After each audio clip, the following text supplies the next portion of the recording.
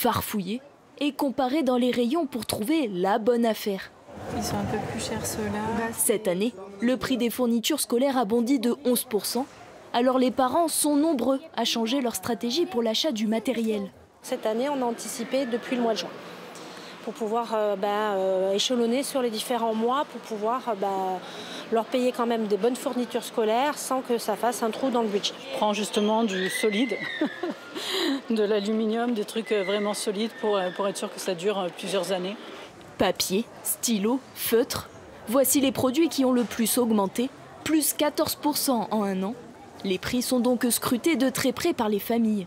De manière générale, les gens essaient quand même de choisir les marques repères parce que c'est quand même globalement plus avantageux que les marques plus connues. Mais ouais, je pense quand même qu'ils essayent de faire attention, quoi. Autre astuce contre cette hausse des prix, les ressourceries. Ici, ce ne sont que des objets de seconde main. Les cahiers sont quand même en bon état.